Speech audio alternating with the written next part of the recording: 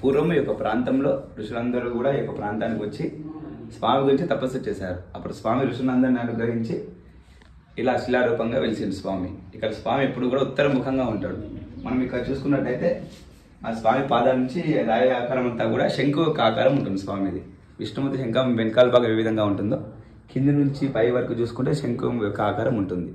అలాగే స్వామి పాదాల నుంచి ఇక్కడ మీకు లైన్స్ కనబడుతున్నాయి కదా, ఆ లైన్స్ వరకు చూసుకుంటే ఆదిశేషు ఆకారం, మనం పాము పడగ ఎత్తితే ఎలా ఉంటుందో ఆ విధంగా ఉంటుంది. ఆదిశేషు కింద స్వామి యోగాసనంలో కూర్చున్నట్టుగా ఉంటాడు స్వామి. ఇక్కడ మోకాల వరకే ఉంటాడు స్వామి. అంతా కూడా ఉత్తరముఖంగా ఉంటాడు. ఈశాన్య మూలంలో గుండం ఉంటుంది స్వామిది.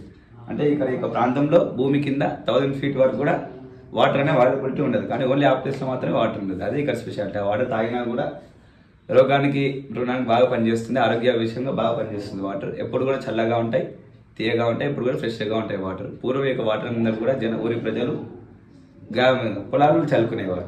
అలా పొలానికి ఏమైనా రోగం వచ్చినా సరే ఆ యొక్క వాటర్ చల్లడం ద్వారా పోయేది. ఇక్కడ ప్రతి స్వాతి నక్షత్రానికి సుదర్శనం జరుగుతుంది. ఇక్కడ పాల్గొనాలి అంటే 1000 రూపాయల టికెట్ ఉంది, పాల్గొనవచ్చు. ఇక్కడ కన్స్ట్రక్షన్ అంతా కూడా 2017లో స్వామికి కన్స్ట్రక్షన్ అనేది జరిగింది.